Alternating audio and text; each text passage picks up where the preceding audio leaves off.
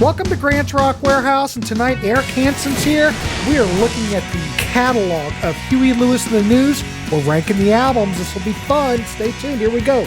Grant is changing the world one track at a time on Grant's Rock Warehaus. Welcome to Grant's Rock Warehaus, and tonight I want to welcome Eric Hansen to the show. We are going to take a look at the band Huey Lewis and the News. Now, we're going to rank the albums. We're going to talk about the records. I mean, Eric, who is talking Huey Lewis and the News? We are. We are. So, hey, the whole idea for this show is maybe we can turn you on to this stuff. But what we're going to do is look at those 8 studio albums. Now, everyone might go, well, Grant, there's 2 more. Well, those were like albums where they did cover tunes. So, Eric, which one came out first? Real quick. It was the Four Chords and Several Years Ago album in 94. I think that came out in 94. Yep. So, and they were looking at the 50s and the 60s, R&B, things like that. Yep. The second one, which I'm not familiar with, what one was that? That was Soulsville in 2010. And I'm assuming it was looking at Motown? Yeah, a lot of the Stax record era. Like Stax, Motown. Otis Redding, Isaac Hayes type of, yeah. Mm-hmm. Yeah. Now, if I was going to rank mine, I ranked, Ford Cores, I did rank it, and I put it number 9. Soulsville, I didn't rank. But if we were going to rank them, you might like them, but still, they're not like original material. So I would always put those at the end. So I put I'll put Soulsville at 10, Four Chords at 9. But beyond that, we're going to look at the rest of the catalog. So if anybody knows Huey Lewis and the News, oh my God, back in the 80s, they were huge. And I've told this story before, but grad night, 1983, we were at Kings Island in Cincinnati. And guess who was playing grad night? It was Huey Lewis and the News. And they were playing a lot of the tracks from Sports, which had not been released yet. And no one knew who they were. But the thing that really hit me in the beginning about this band, I really didn't know them. No one was talking about this in Marion, Ohio in the early 80s. No one knew Huey Lewis and the News. But I saw the band at Cincinnati, and the thing that really took me is that, one, the band was really tight, energetic. They were very fluid. They knew each other. They were very honed in, let's say that. 2 is that Huey Lewis was one hell of a harmonica player. In fact, I have never heard anybody play the harp like him. He actually did a solo. And the other thing I remember, they had old Fender Tweed amps on the stage. I do remember that. But they were top notch. So why not give this band another look? They were, of course, we all know that they stem from being a bar band. They formed in 1979. The classic lineup consists of Huey, who was in another band. Do you remember what band he was in? Clover. Yeah. Now, if anybody knows Clover was the band who backed up Elvis Costello on his debut album. The thing is that Huey wasn't on that record, but the rest of the band was. So Huey comes from Clover. They were a failed band. They never made it. They put out, I think I got one of their records. I don't know how many records they put out, but they were a failed band. Yeah. Johnny Cola, which played guitar, sax, vocals. And I must say that all Huey did in the band did vocals and harmonica. Chris Hayes, lead guitar, vocals. I always remember Chris because he played that Jimi Hendrix lick in Want a New Drug. Great. Yeah. Bill Gibson was the drummer. Sean Hopper, vocals and keyboard. He was in the band. Now he was in Clover. So yeah. Huey brought him with him. And then Mario, I can never pronounce his name. Cipollina. Cipollina. Yeah. played bass, and his brother was in the band Quicksilver Messenger Service Yes. in the 60s. So this is his younger brother. But I mean, they achieved mainstream success 1983 in sports. We're going to talk about sports. It went multi-platinum. It was a big record. Oh. You could not escape it in 1983. And just kind of funny that it took off like it did, but it did. So anyway, Eric is here. We are going to rank the albums as we see them. And at this point, I want to welcome Eric to the show. Eric, how are you? You ready to talk some Huey Lewis? Doing well, Grant. Thanks for having me on. This will be a fun. Huey Lewis it's going to be a recurring theme, enjoyable and fun. There you go. That's what we like here in the Warehaus. Yeah. Enjoyable and fun. Yeah. And it's all about talking music. So that's what we're going to do. So, all right, I'm going to throw it over to Eric. What would be your, we already got rid of Fore Chords and Soulville. We know that's 9 and 10. What would be your number 8? It's interesting. I would have had Fore Chords a little higher, but that's okay. All right. If you want to rank them, and you know what? Eric, there's no real rules in the Warehaus. If you want to put it in your original ranking that you had it, I'm fine with that. I'm putting anything that's a cover at 9, 8, Sure. 9. I mean, 9 and 10. So you can rank it however you want. I'm cool with that. Yeah. Soulsville would have been my number 10. Okay. If you're going to like it. And really, it fit, as we were mentioning, because they really sounded like a band from a bygone era. Mm-hmm. You know, that 50s rock and roll with their rhythm and blues. And that's why I think they did well on Soulsville and especially Fore Chords and several years ago. But since we're going to just rank their original material. Oh, by the way, Clover also featured John McPhee from the Doobie Brothers. He was in that band. Right. Sean Hopper. He replaced Skunk Baxter. Skunk Baxter. I know Jeff Porcaro. I think he played on one of their albums too. Probably. I don't know. Who knows really is playing on those Doobie Brothers albums? Yes. So, anyway, my number 8. I'm gonna go with. I thought I had it. I think it's in my car from 2020. Weather. Oh, I rated that a little bit higher. Yeah, produced by Huey Lewis and Johnny Cola. The songs were recorded before Huey got diagnosed with Meniere's disease in 2018, I think it was. So because they only recorded those 7 songs, the band just decided to let's release it as is due to the, his hearing loss. Right. That said, it's a quick, likable record. I mean, it's only like 26 from I remember reading on my, I should have brought it. It's like 26 minutes long. It got a lot of good reviews when it came out. Yeah, too. It did. I mean, the songs I wrote down here, While We're Young is great. Her Love is Killing Me. They do have a cover, Pretty Girls Everywhere. One of the Boys. I like this record, Grant. Yes, it could be higher for what is most likely their swan song.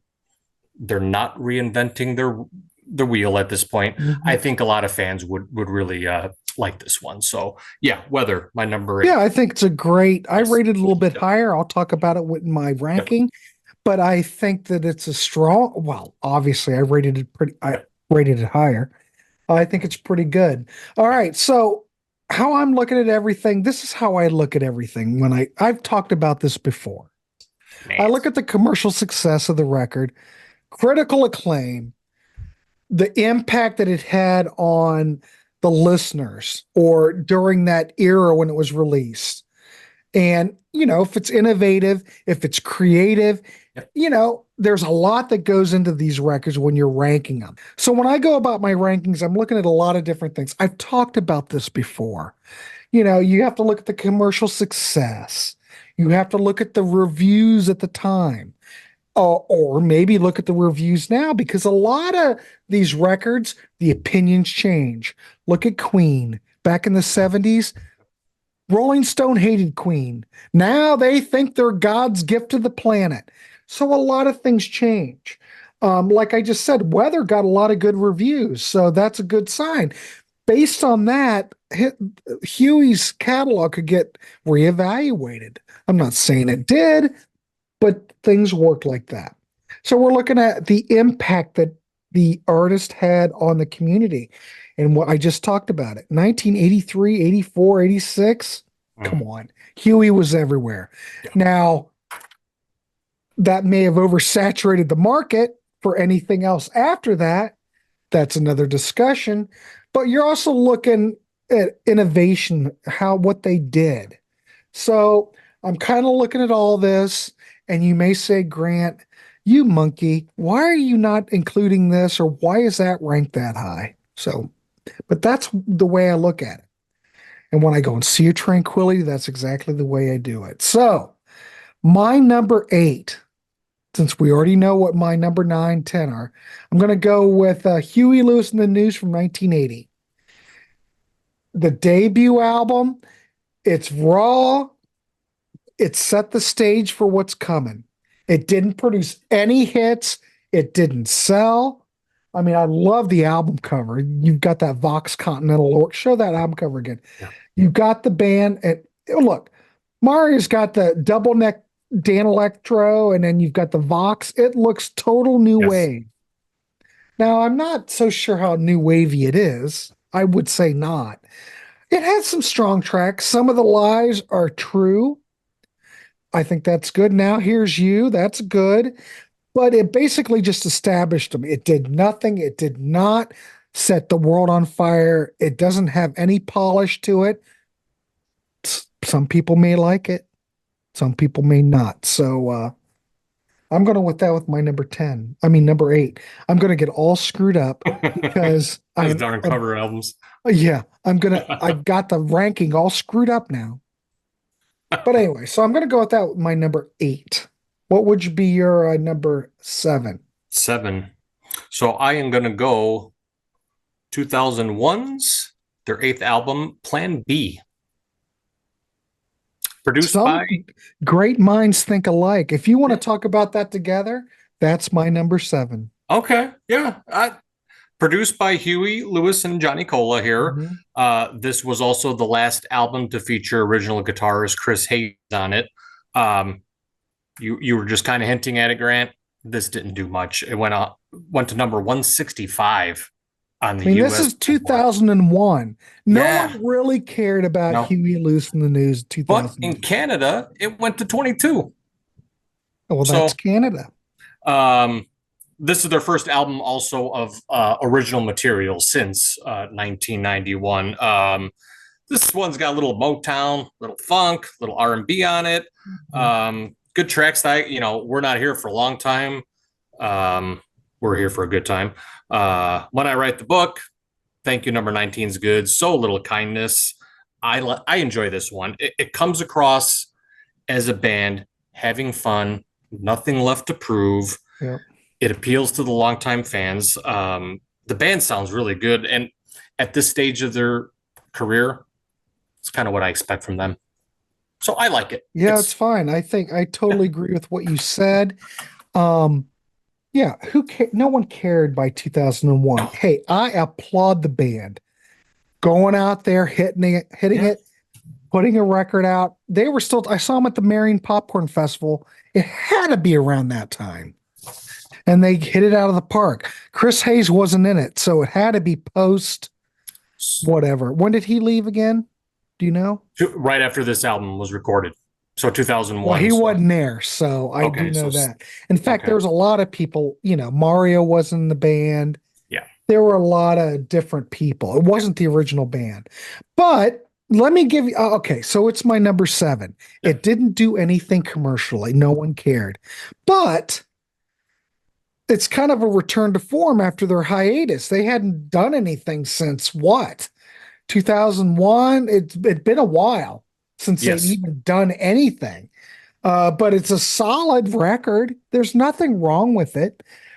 I want to go on record that none of these Huey Lewis albums are bad. There's not a bad record in the batch, but you have to rank them somewhere. Right. So it's solid rock. It's catchy. It's solid.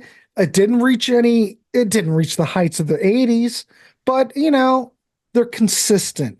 They can write songs. They sound good. They're well practiced. They're well played. I like the tracks Let Her Go and Start Over. I think those are great tracks. Yep. I'm Not in Love Yet. That's good. But it is what it is. No one cared. It was a blip on the screen. No offense, Huey. I think you're top notch. But that would be my number 7 as well. So what would be your number 6? Number 6, I am going to go to their 1980 self-titled. Oh, so you rated that higher. Okay. So, okay, tell me about it. This was, album was released, interesting note here. Album was released in June of 1980, and they changed their name from American Express in January of 1980. Their who was it, Chrysalis Records that it was released on, they were concerned about getting sued from the credit card company. So oh, that's funny. I did not know that story. Yeah, that's cool. Yeah. Again, you mentioned this went to number 203 on the Billboard. It didn't do very well. No, it just flew under the radar. But a good song. Some of My Lies Are True, Sooner or Later, and Now Here's You were released as singles, but they didn't do much. I think it's got a little bit of a new wave pop sound. I mean, I can hear some of these songs like something like the Cars would do. Maybe. I mean, this looks like a Cars. It totally looks like a new wave Stray band, Cats. Even though they aren't. Not even. No, I wouldn't say Stray Cats, but I would say a new wave band. They've got the Dan Electro double neck. They're playing a Vox Continental organ. Right. Come on. Yes. Show that again. They have skinny ties. Yeah. They have a tie. I think he's got one on. Everybody else is just. I know, but it fits right in there. And I think the record buying public, when they were probably out looking at, they're going, well, they're new wave band. They're not new wave. They're not new wave. So it's probably mismarketing. Could be. Yes. I don't know. But yeah, no. Other good songs. Don't Make Me Do It is really good. Hearts, Trouble in Paradise, which actually became a concert staple for them for a number of years. The song Who Cares was actually featured in the movie Rock and Roll High School, and on the soundtrack. I've actually never seen that movie, but I know the Ramones are in it. It's not, Eric, you're not really missing it. I'm not missing it. That's what I've heard. It's not it's a cult film, and that's about it. But again, or like to sound like a broken record. It's a fun listen. You can tell they had the chops. It's a little uneven, but hey, it's also a sign of things to come, which would come fairly quickly. Here's something else, Grant. I noticed I was looking at their touring. June of 1980. This must have been at a fest in California. Look who was on the bill: Huey Lewis and the News, the Doobie Brothers, Toto, Ambrosia. I probably would have been. I would have went to that. Oh yeah, I would have been real satisfied. That's a good lineup. Yes, yeah. I just found that interesting. So, but yeah, that's my number 7. Good record. All right, cool, excellent. I can't argue with that. I mean, it's not going to rank high. It's not a bad record. It is what it is. Yeah. All right, my number 6. Okay, I'm going to go with Hard to Play from 1991. This continued on with the same sound that they developed back in the day. We're talking 91. No one cared at this point. They had their moment. It's the same thing. All the other Huey Lewis albums are very energetic. It's rock and roll. It's catchy melodies. But by this point, they had very little commercial success. And like I said, no one really cared. Standout tracks for me, Couple of Days Off, Hit Me Like a Hammer. I think those are great tracks. But as a whole, it's solid. Eric, it's a solid record. It is. They're not breaking any new ground here. But there's nothing wrong with that. They're tried and true. But all I'm saying, by 91, no one, you're not, if you really think about it, do you think Huey Lewis and the News would have fit in 91? Don't forget, Nirvana broke out in 91. You've got Pearl Jam coming out. Huey Lewis and the News is not a band On people's radars. on Yeah. people's radar. It doesn't mean it's a bad record. Nope. It is what it is. So that's my number 6. Yeah. I have more on that coming up here. But my number, well, I'm at 5 here. Number 5. Gonna go 1988's Okay. Small World. Again, we've now just synced up again. We might as well present together. Go ahead. Produced by the band. This was spurned by the single Perfect World. That reached number 4 on the Billboards. An album that went to number 20 on the Billboard 200. Ultimately, though, it didn't sell as the previous records. You were kind of hinting about Hard to Play. This was an interesting time when this one came out because 1988 glam metal really was starting to peak here, especially on MTV and on the radio. And Huey was coming off 2 massive records. And then they dropped this one, and it's different. It's a little bit more mellow, a little bit more jazzy in spots. And honestly, I don't know, Grant, if the general audience was ready for this from them. Well, I think probably they were expecting more of the same, but Yes. think about 1988. Yeah.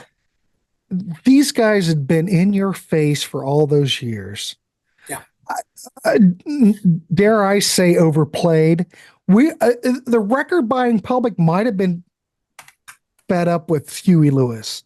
And I'm not trying to take away anything from the music. I think back in the day, would I really go out and look for something to play? No, I've already had my fill. But today, if I look back on it, I'm looking at, man, this stuff is really good. So I don't have a problem with Small World. Maybe the record buying public did, but I think about it. They had records before that were very formulaic. This they depart. There's a departure. You've got funk, you've got jazz, you've got collaboration with jazz musicians. It's much more diverse. Did it achieve the same commercial success as Sports and Fore, which we have not talked about? No. But I also think maybe the audience was a little bit oversaturated with Huey Lewis and the News. I don't know. But the way I look at it, though, Eric, you have to give the band credit for branching out, experimenting, opening up their horizons, and kind of screwing with the formula. Yes. Based on that, it works. Now, I couldn't rate it any higher because it is what it is. I'm going to say Perfect World's a great song. Yep. Small World Part 1's great. Yep. And you have to applaud them for evolving and producing a record that they had not previously even attempted. So I will give them that.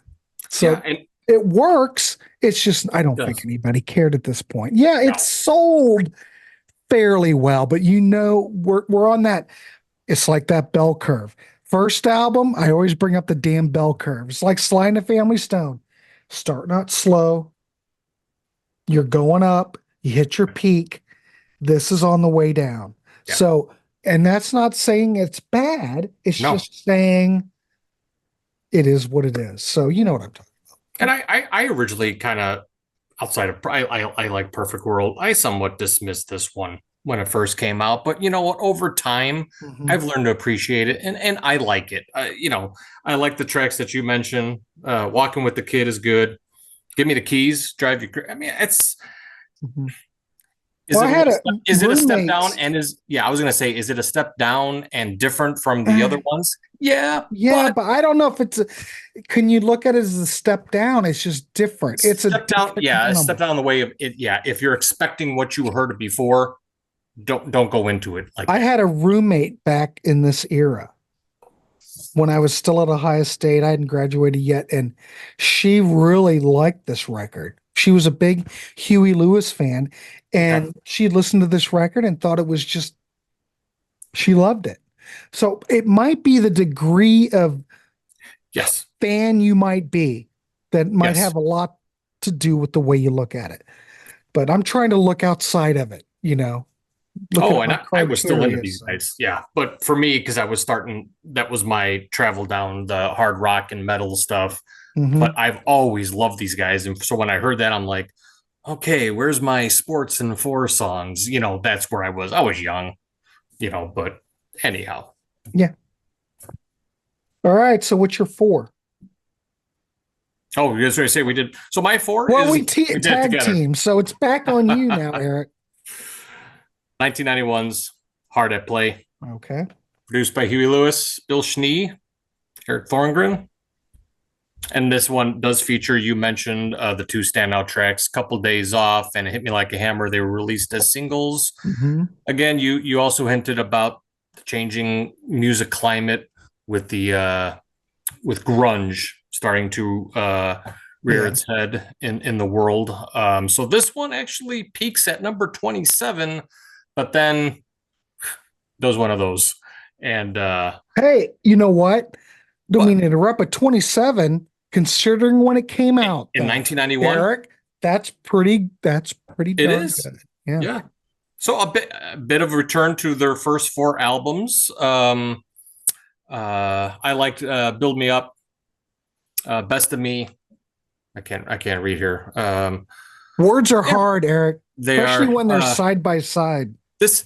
Everybody talks about these guys being the ultimate bar band, like kind of like a Jay Giles or Fabulous Thunderbirds. Which actually, that last song on here, Time at Money, has a very Fabulous Thunderbirds type of sound to it. So maybe not as consistent as some of their early stuff, but for fans that really like those first few records, yeah, they're going to gravitate to this one. So yeah, Hard at Play. All I right. enjoy it. I don't have any problem with where you're putting it. Okay. Well, my number four. Now it gets to the nitty. Well, you might be surprised because I think this band really redeemed themselves. Not that they needed to, but they became a little bit more relevant. I think that of course, I don't really think this charted, but the critics were behind it. It was a welcome return. I'm going to rank Weather from 2020 number 4. I mean, it's been 20 years since they put out a record. Yes. Huey Lewis in the News has matured, but man, when I listen to the songs are so strong. But think about it. You take 20 years off and write a bunch of tracks, you're going to have good stuff. Yeah. So Her Love Is Killing Me, I think is great. While We're Young is great. Yep. But the thing is, even after 20 years, you have to hand it to them. It still captures that classic sound from the band, but then it's a more mature Huey Lewis in the News. And it works. It works. Yeah. Because they're talking about ageism and legacy. The critics liked it. I mean, it's very emotional. It's a very short record, I will say that. But after a 20-year break, they're able to come out and hit it out of the park. And this possibly, like you mentioned, could be their swan song. I don't know. But yeah, it resonated with me because I'm old. And, I've known this band ever since, I saw them at Grad Night in 1983. So anyway, I like it. I really have nothing to complain about. Things have to rank somewhere. Yes. But think about it. If I'm ranking a 2020 album in my number 4 spot after they've been out of commission for 20 years, so to speak, I think they were touring and stuff. They just didn't put anything out. It's a pretty strong sign. So yeah, no, they had when Mario Cipollina left after the tour for Four Chords, John Pierce, the bass player who's played with everybody under the sun, has been with the band. And then I think it was on the Soulsville record. That's when Steph Burns, the guitar player, again, you got chops, guys that can play in this band. So when I saw them back in 98, 99, I know Steph Burns or Chris Hayes no, Chris Hayes was with them, but John Pierce was with them. They were fantastic live. I mean, they did a lot of their hits. In fact, I think I saw right when this is we're going off tangent here, but it's like the greatest hits came out. Yeah. And they had 100 Years From Now, which is a really solid, good song that got some radio play. But yeah, man, they were really good. Probably gonna get blasted in the comments. If it's sports, I'm gonna. Well, that's a little bit hard for me to fathom. But So okay, go ahead. I'll explain. All right, everybody. I'll put Eric's email down in the under the description. So if you want to like email him and send hate mail, it's right down below. It's all good. 5 singles. Heart and Soul. The whole record was a single. And number 8, Heart and Soul, was actually a cover of Exiles. The band Exile had the album called Heart and Soul. I just listened to it last week. Exile, like I'm owned. No, that's Kiss You All Over. AR, I Want to Kiss You All. Same Exile. Yes, same Exile. I didn't know that. I didn't realize that. Yeah. So because I want to say this before, I hate to interrupt, but we're just talking music, everybody. Yeah, it's fine. If you listen to that cover, the beautiful thing about Huey Lewis and the News, and I know they did covers records later. Yeah. But their cover, if that's a cover, you would never know. No. Because they totally take that song and make it their own. And the Exile version is not all that far removed from Huey's. Okay. So check it out. Anybody watching? Yeah. But I Want a New Drug, number 6. These all went to number 6. Heart of Rock and Roll, If This Is It, Walking on a Thin Line went to number 18. That was their tribute to the Vietnam vets. Boy, this album was massive. Oh yeah, and the shelf life, because I'm looking, Walking on a Thin Line came out in October of 1984. This thing was released in September of 83. Yeah. I saw them. Yeah. And I saw them in, it must have been August or July of 83. Yeah. But I mean at Kings Island. So it was right before it came out. No one knew any of the songs. Yeah. And then later when I heard the record, I went, oh, I've heard that. Oh, I've heard that. They played the whole damn thing damn near. So yeah. It actually, and this one actually features, may arguably be my favorite Huey Lewis song, Finally Found a Home. Love that one. Mm-hmm. But why is this number 3? Yeah, why is it number 3? So I wore the cassette tape out. Just fans, people watching. I love this record. I really do. I mean, this is my childhood. Right. But growing up, Bad is Bad. I was always kind of like, it's okay. Until I saw them live, like I was mentioning, 98, 99. It was fantastic. But the other 2 songs, You Crack Me Up, feels like it's something that could have been on their debut album. And I'm thinking, didn't we kind of outgrow that a little bit? Which is weird, because if you look at these other albums, they have a song like that in all their albums. So what do I know? And then they got the Hank Williams cover, Honky Tonk Blues, which I was just, it's okay. The rest of it, though, because of all the songs that I like on What's Coming and we're going to talk about, anybody who, just maybe this will help me in the comments, if anybody has you're gonna have to rebuild, you're gonna have to redeem yourself. Go ahead. If anybody picks this as number 1, I am not going to argue with you. But for me, the other 2, just a little bit more consistent top to bottom song wise. But I love this record. Make no mistake. I love it. Well, I will say this, Eric. I'd love to have you on the show, but you're out of your mind. But that's okay.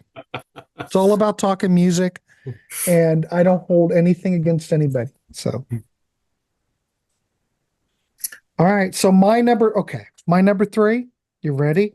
Mm-hmm. Hey, this is where things start coming together as far as I'm concerned. And I'm going to go, well, obviously, because the debut, fine debut, they sound like a bar band. They have to start somewhere. But by 1982's Pictures This, things start coming together. Because when you listen to that top 10, well, it's a top 10 hit. Do You Believe in Love? See, the thing is, it's got Huey's head on the cover. That I don't know if that helps or it does. I like the concept. I think it's funny, but just putting Huey on the cover, I don't know. It must have been the record company. But anyway, but do you believe in love? This sets the stage for things that are coming up. I will say this compared to sports, compared to Fore, this is raw. It's still raw. Do you believe in love really sounds like it could have been on sports or Fore. Yeah. It's what I'm saying. It's a lot. Some of these bands have the same thing where you'll have like the hit single and you listen to the record and the hit single really sticks out from the rest of it. Well, do you believe in love kind of when I listen to it, it kind of sets that road towards sports and Fore. And I'm not saying it's good or bad. It is what it is. But anyway, it's raw. It's less polished, except Do You Believe in Love, which I think is pretty slick. Is that good or bad? I don't know. But it's still energetic, good pop tunes. They're building that groundwork. They're building towards sports. They didn't know about sports yet, but I'm just saying, I can see where things are starting to come together. And that's why I put it number 3. Good record, highly recommend it. Like I said, there's nothing in the catalog that I wouldn't recommend. So that's my number 3. I'll piggyback off that because this is my number 2. Okay. Produced by the band. The 4 singles you mentioned, Do You Believe in Love? They also did Hope You Love Me Like You Say You Do. That went to number 36. Giving It All Up for Love, which is actually a cover of the Phil Lynott. How do you say his name? Phil Lynott. Well, I'm not going to even try because from Thin Lizzy. Some people pronounce it one way. Yes. And some people pronounce it the other way, and I'm not going down that road. And Huey played the harmonica on Phil's first 2 solo records. So, and he also played on Thin Lizzy's Live and Dangerous too. But and then Working for a Living, number 20 on this. This is just a well-balanced record. I like what you said, Grant, about having that raw sound. It's a more focused. It's to me, the way it melds everything that I like about this band: the pop, the rock, the R&B, the doo-wop stuff that they put on here. It pretty much defines what Huey Lewis sounds like. Yeah. Great hooks all over the place. It's got one of my favorite guitar solos by Chris Hayes on the song "The Only One." Over the years, I've just gone back to this one a little bit more than sports. And probably the reason, because I've heard all those songs off of sports over and over again. You mentioned Chris Hayes. We brought him up many times during this show. We should bring it up again. What a great, tasty guitar player. Yes. And he's one of those players that no one really talks about. But my goodness, Eric, he's a good player. And when I saw him live, he was fantastic. Mm-hmm. Yeah. See, I never got, I did, but it was eons ago. I didn't know who he was. Yeah. I wish I would have paid more attention. And I really missed him when I saw him at the Popcorn Festival years later because he wasn't in the band anymore. But I do remember he just could be, just inspirational. Great licks, great tone. Yes. Great player. Live early on, they really kind of let him loose on stage. Mm-hmm. And he was like, I think he's the youngest one out of the band, but yeah. But yeah, picture this, my number 2. All right, cool. Well, my number 2, I'm going to go with Fore from 1986. It's basically sports part 2, as far as I'm concerned. They're continuing on with that formula. Stuck on You, Hip to Be Square, Jacob's Ladder. Great. Had the track from Back to the Future been on here? Oh. Well, I think it was recorded at around the same time, wasn't it? It was on a reissue. Was it on the reissue of Fore? Yes. Or it was on the reissue of Sports. I'll have to check. I think it's more on the Fore? I'd have to look it up. I'm not going to look it Because, up, ladies and gentlemen. yeah, it Let was me on know. obviously but on the Back to the Future soundtrack, that one and their other really good song, Back in Time. Back in Time. Yeah. Or both of those, if those would have been on here, I probably might have ranked it even higher. Oh, It's you're my talking number one of the two best albums. Yeah. because don't you think those tracks would have fit well on here? Yes. Yes. But this reached number one on the Billboard chart. I mean, everything's ready for radio on this one. It's polished. It's a little bit more mature, maybe. It's not as groundbreaking as Sports, but they continued on where they were and stayed in their lane. And you cannot condone it. You can't hold it against them. We're all about trying to make money. But the thing is with us, Huey Lewis and the News, is that they could still sound commercial, catchy, able to put money in the bank. And I never found Huey Lewis and the News to be, I don't want to say threatening. I'm looking at what's the word I want? Not threatening, but I never looked at them that they were like a money grab or they're just doing this and their heart and soul's not into it. I think they were just doing what they wanted. And at the time, everything came together, everything perfectly aligned. That's the way I look at it. Fore is a great record. Picture This is a great record. Like I said before, I've said this before, they have to rank somewhere, but I don't think there's really not a bad album amongst all of them. No. Yeah. But it has to go number two. If it had the two tracks from Back to the Future, I think we might have had a number one. So, all right. Well, obviously I know what your number one is. Yeah. So go ahead. I want to hear it. Yeah, for that 1986. Yeah, geez. This had 6 singles. Again, it's like the whole record. Like Sports. Simple as That was actually released as a single in the UK, but not here. But Stuck With You, Hip to Be Square. Great. It sounds just like Sports. There's really not anything any different. It was again, monster album for them. This has got the famous review in the Christian Bale movie American Psycho. It's got that he talks about this, but to me the band is at their peak here. Artistically, you mentioned commercially, the album's got some humor to it. Some of the lyrics appeals to that blue collar working man. Mm-hmm. It's Hip to Be Square is, in fact, when they do it live later in their career, they called it Too Hip to Be Square. That's how they would sing it. But it was really because the song is about not really following trends, and Huey was kind of just doing what they were doing. Huey does, yeah. And the audience was eating it up. I mean, look how much this was just massive. I mean, so yes, I did write down here the international version does include The Power of Love. So I'm thinking God, I can't remember, but I do think that I think they recorded that for these sessions, though. I'm pretty sure. Someone knows. I'm not going to go out and look it up. But if you do know the history of that, please let us know down below. But I thought that it was part of these sessions. It fits right in. But man, that's like my favorite.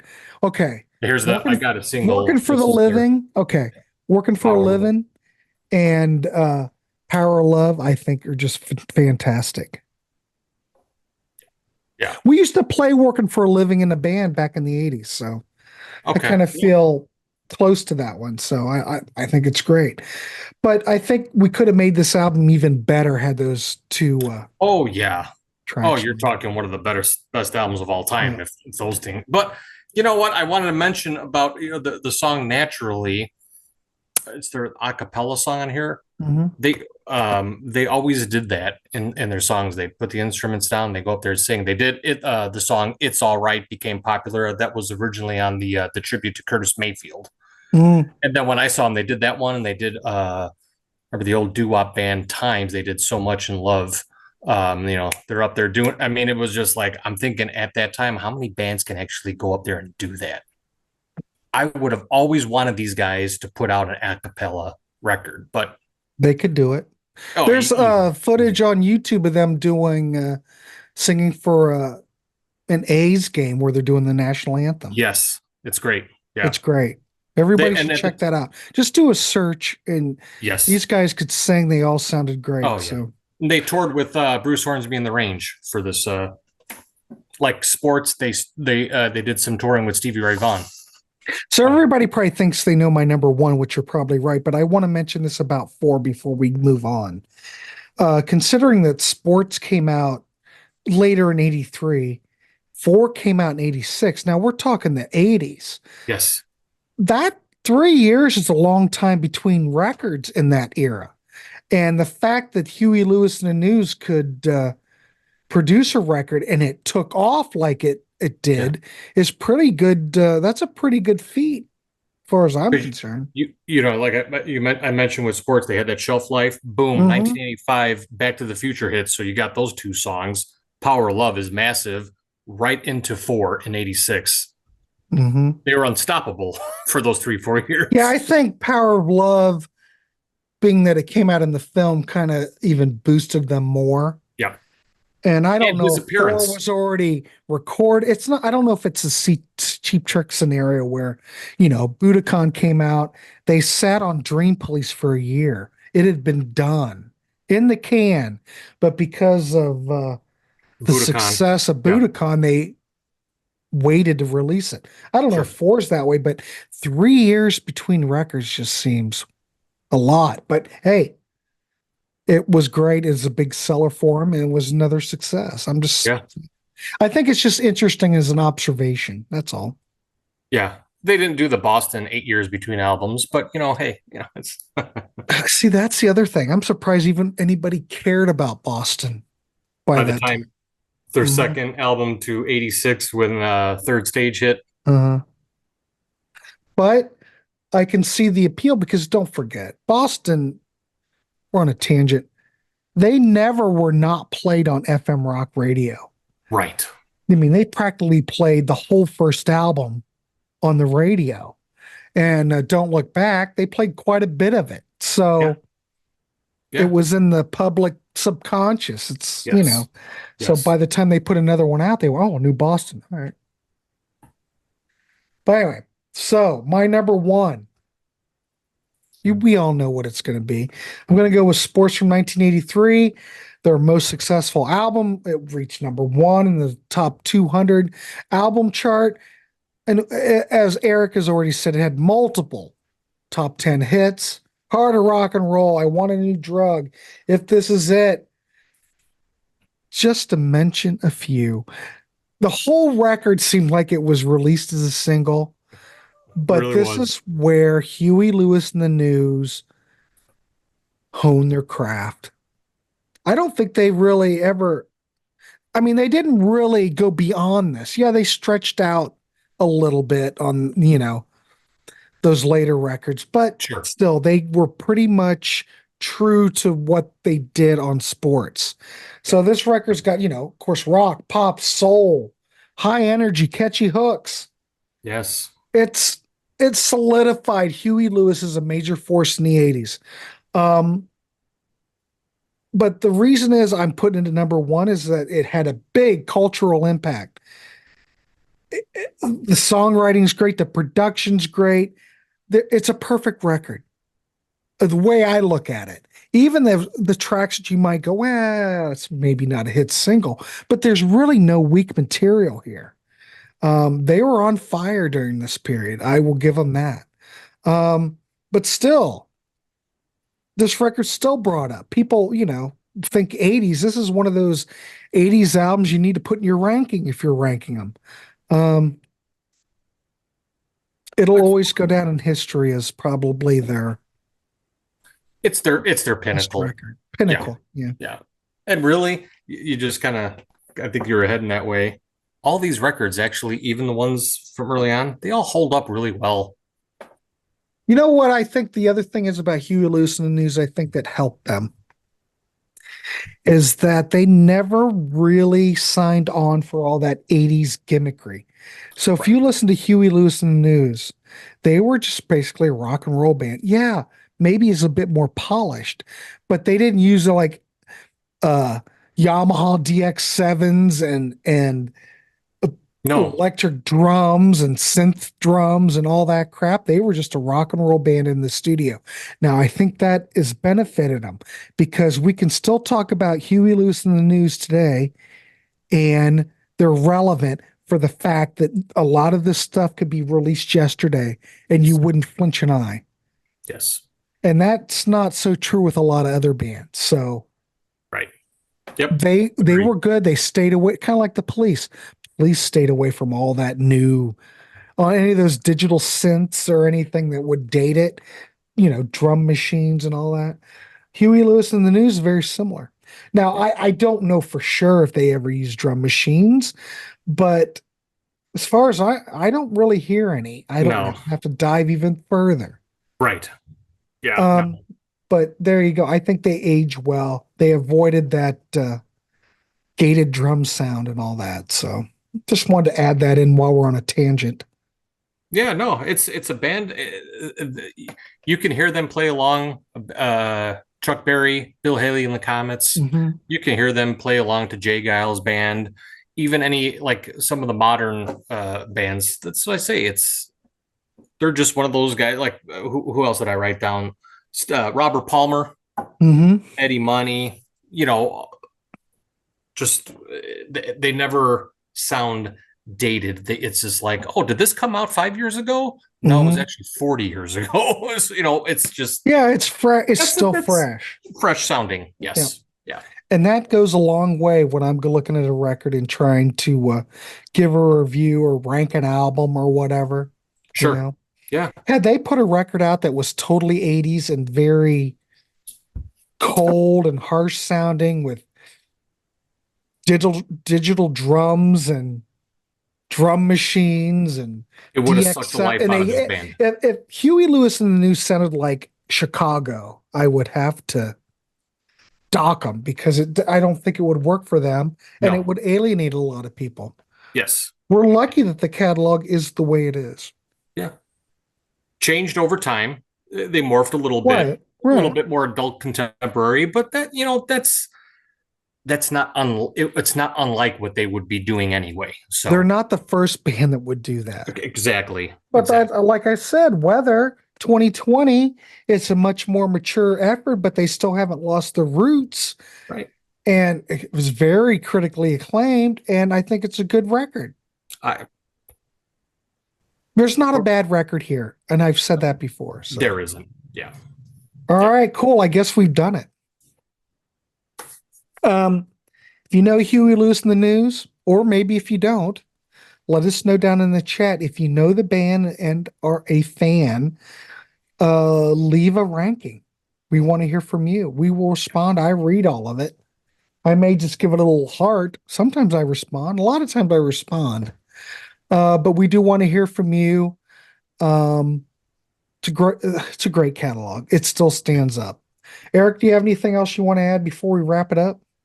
No, that's I hope people who haven't really dived into their whole all their albums do that, and really those tribute cover records, 4 Chords and several years ago in Soulsville, check those out too. Because I think those still deserve a listen, but I just don't take them as seriously as But if there is a band to do that type of genre, it's these guys. All right. Excellent. I want to thank Eric for coming on. We'll see you on the next one. What's next in the Warehaus? I don't know, something. Probably this. So you'll know as soon as we do because you'll see it. All right, Eric. Nice to see you. Take care. I'll see you next month. Have a good one.